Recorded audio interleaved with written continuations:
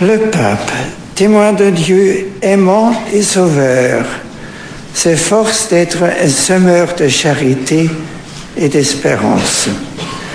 Toute société humaine a besoin d'espérance. Et cette nécessité est encore plus forte dans le monde d'aujourd'hui, qui offre peu d'aspirations spirituelles et peu de certitudes matérielles. Avec l'avènement de Benoît XVI, le grand cirque médiatique de Jean-Paul II a fait place à la gravité. Ce nouveau pape, un intellectuel plutôt raffiné, théologien brillant et diplomate redoutable, est le maître d'œuvre de ce virage à 360 degrés. En moins de 3 ans, il fut élu le 19 avril 2005. Son ultra-conservatisme austère a balayé tout souvenir d'un passé médiatique et remuant.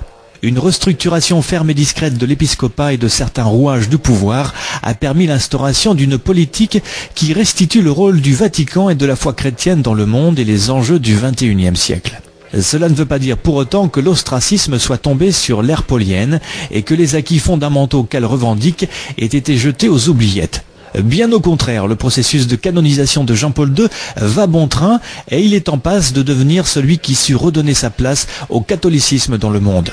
Il aura été le dernier Saint-Père du XXe siècle et Benoît XVI sait parfaitement que pour survivre à son prédécesseur dans l'histoire, il se doit de devenir le premier pape du XXIe siècle.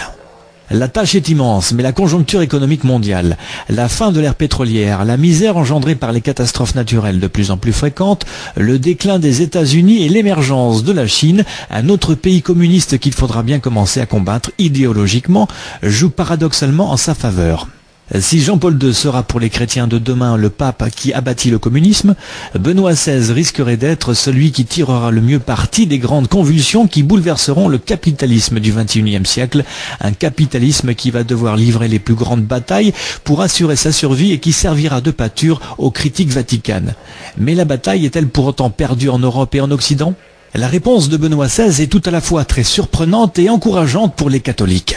Alors que son prédécesseur arpentait les parties du monde où se trouvait le plus gros de la clientèle catholique, c'est-à-dire l'Afrique, l'Amérique latine et une partie de l'Asie, Benoît XVI a semble-t-il décidé de reconquérir les territoires d'Occident abandonnés à l'athéisme et quelque peu laissés de côté par son prédécesseur. La Pologne faisait certes exception à la règle pour des raisons que l'on connaît. Mais depuis l'élection du nouveau pape, l'emprise des cardinaux sur les structures démocratiques en Italie, au Portugal mais surtout en Espagne, où l'on accuse Rome de remettre au goût du jour le national-catholicisme cher à Franco, a redoublé d'intensité. En ce qui concerne la France, la visite de M. Sarkozy au Vatican et sa volonté de redonner sa place à la foi dans le pays qui fut un jour la fille aînée de l'Église illustrent tout à fait cet esprit de reconquête.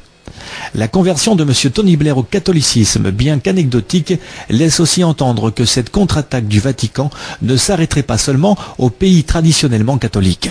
Karol-Józef Wojtyła séduisait les foules. Joseph Alois Ratzinger, lui, semble plus apprécié par les élites et les chefs d'État.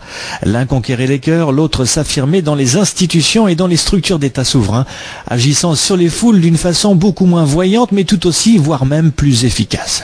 Pour pallier aux anachronismes qui discréditent la croyance catholique et contribuent à la désertion des églises, les glossateurs chrétiens et les théologiens insistent aujourd'hui sur la nécessité d'une lecture non littérale des textes sacrés. Le fanatisme, rappelons-le, étant engendré par une lecture littérale des textes, mais qui soulève à son tour des questions insolubles sur la nature réelle de la révélation.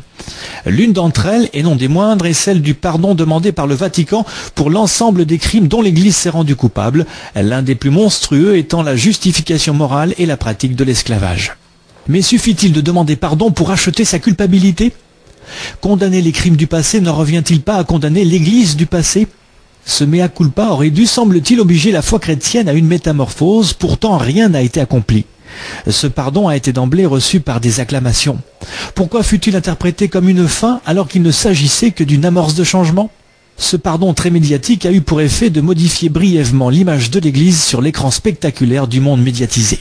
Une fois le pardon déclaré et propagé à travers la planète, il n'est resté que le geste extraordinaire d'un homme, le pape, face à la substance mystérieuse du christianisme. Substance qui a su conserver une place prédominante au cœur des expressions d'irréalité de nos sociétés post-industrielles. Une substance médiatisable au possible et qui, sous l'influence des médias portés tout naturellement à l'irrationnel, a le pouvoir de fixer elle-même ses propres règles d'existence. La signification réelle de ce pardon a été omise parce que la structure de notre réflexion, imposée par la philosophie du marché et légitimée par l'effet purificateur de l'obsolescence, induit que le pardon, ou toute volonté de faire table rase, métamorphose instantanément l'imaginaire et la structure historique qui lui correspond. Pour pouvoir re-rentrer du bon pied dans l'Europe, il lui fallait montrer patte blanche et faire amende honorable. Elle, qui ne recevait depuis 2000 ans d'ordre que de Dieu, demandait maintenant le pardon des hommes. Voilà pourquoi elle obtint si naturellement. Le succès de l'entreprise fut le creuset des changements pratiques des conditions d'existence de l'Église en Europe, certes, mais aussi dans le tiers-monde. Rome s'assura du même coup la possibilité de développer deux versions du catholicisme au sein des mondes hermétiques et étranges, ceux du Sud et ceux du Nord, qui, de par l'effet de l'illusion spectaculaire, croient cependant tout partager sur un plan symbolique. Toutes les conditions pour qu'un miracle se produise sont donc réunies. Sa projection sur l'écran spectaculaire du monde possède de surcroît un atout dans la figure médiatique du pape, autre miracle dont l'Église soit encore capable. Sans cette figure qui a l'avantage d'être un tout et qui rappelle la grandeur du Christ dans le simple fait de sa colossale envergure médiatique, la cohésion, l'homogénéité spectaculaire de ce milliard de chrétiens aurait du mal à se régénérer. Ce spectacle qu'est l'Église semble indestructible et à l'instar du capitalisme transforme en les simplifiant les forces qui voudraient le détruire. Même si sa nature réelle se corrompt et se recrée constamment, elle devient incompréhensible et insaisissable pour la grande majorité des chrétiens. Tous les gestes qui en émanent fortifient l'idée spectaculaire que l'on a d'elle.